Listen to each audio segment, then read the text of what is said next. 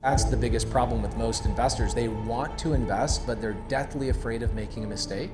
And if you're asking ChatGPT before you make an offer, tell me 5 reasons why I should not buy this deal, you will probably avoid 90% of the conversations. AI allows me to get into more appointments and be better at that appointment. It will never replace your ability to be in that appointment, if that makes sense. ChatGPT is the greatest underwriter you will ever have.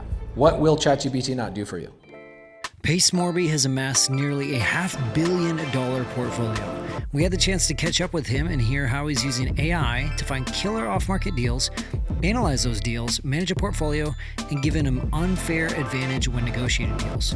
I hope you enjoy this exclusive workshop from BiggerPockets BPCon 2025. Hit subscribe and keep an eye out for the full live session on the future of creative finance with Pace.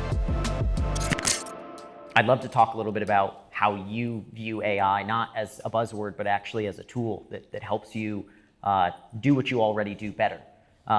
So can you talk to me a little bit about where you see AI making a difference, a real difference for real estate investors today? Yeah, so I'd say the first software that we use right now, if you want an abundance of deal flow, which I think a lot of people in BiggerPockets are not necessarily looking for 20 deals a month, but if you're a wholesaler or you're a fix and flipper and you want to touch a lot of transactions, you're going to need to have cold callers or some sort of way to market to sellers directly in a rapid way.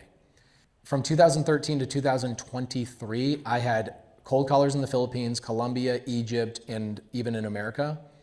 And in 2023, a company called Prop.ai came out that will outperform 20 American employees for 1/20th of the cost.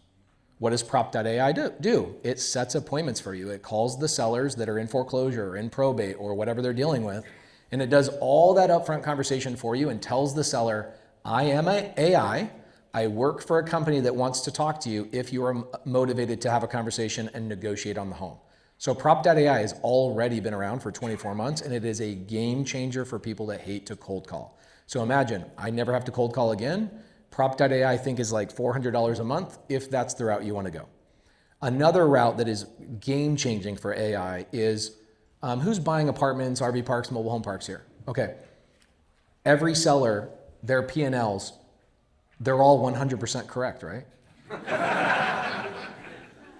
So what's fun is you can now take a P&L and you can actually go through AI and say, please tell me what they're missing.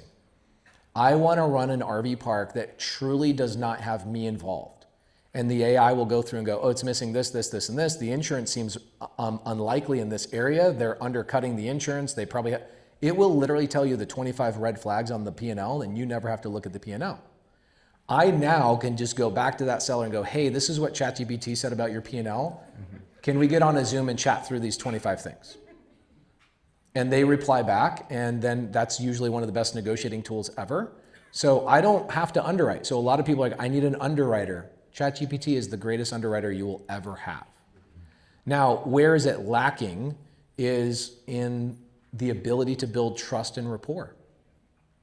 If you call an agent and you're using AI in every conversation and text automations, and I call an agent and actually meet them in person, who do you think is going to win that contract? Me. And I think I know what is happening is the people are truly personable and love other human beings. You can tell I love people. Like I have a problem with it. I love people.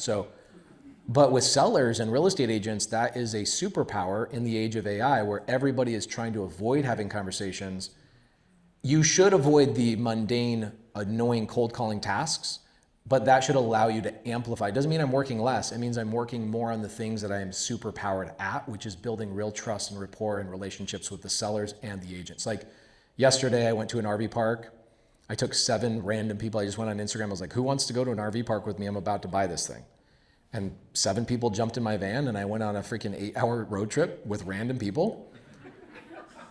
And I went to the appointment, and everything I talked to the agent about the week prior, everything changed because I went in person. Why? Because I built rapport with the seller and I built rapport with the agent, and they gave me information that I otherwise could not have gotten on the phone. Happens in every appointment you'll ever go to. AI allows me to get into more appointments and be better at that appointment. It will never replace your ability to be in that appointment, if that makes sense.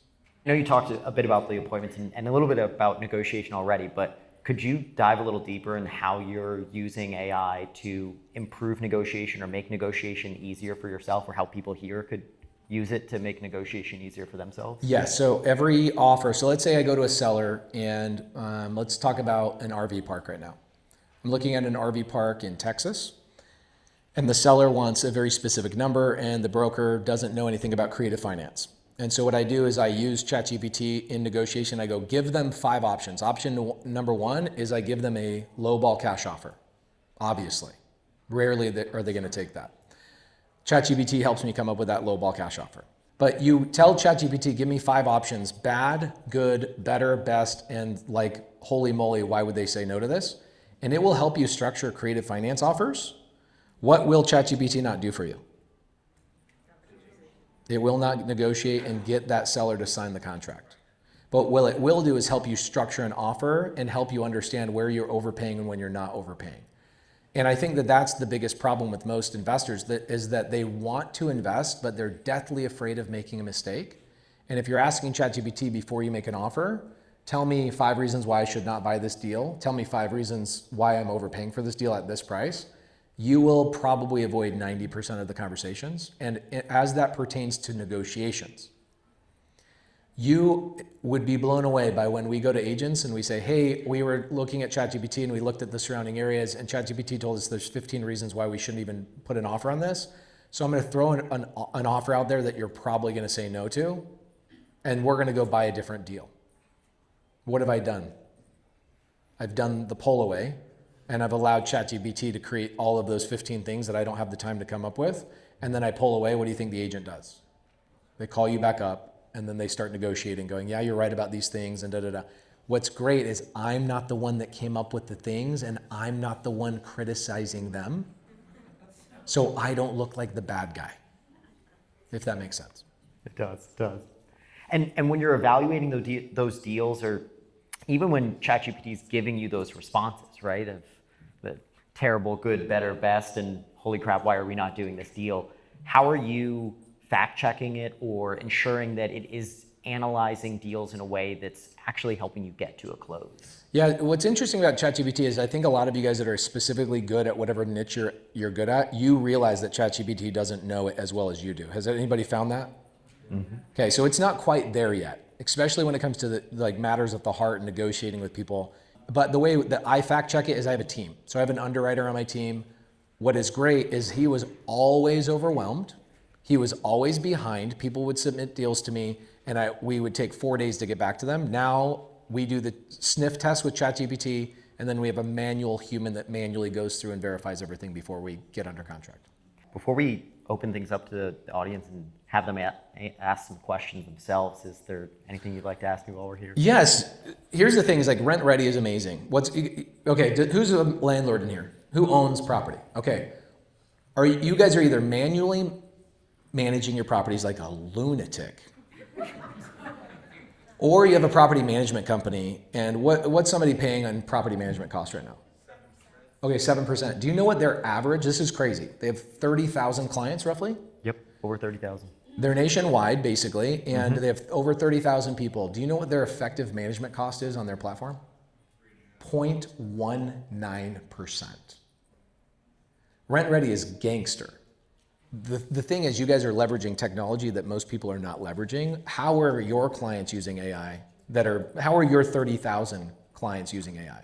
Yeah, so I think one of the newest ways for us that we're actually only showing off here now, we're just releasing it now, is a big approach for us is problem first, not tool first. And I think you've done a great job of this too, of how you think about like when you're working with your underwriter. They already know what they want to do. They just need to be able to do it faster. And so we looked at that the same way, where we were trying to enable landlords to get to that point of actually being able to manage more easily and scale faster and spend less time on the things they didn't want to spend time on.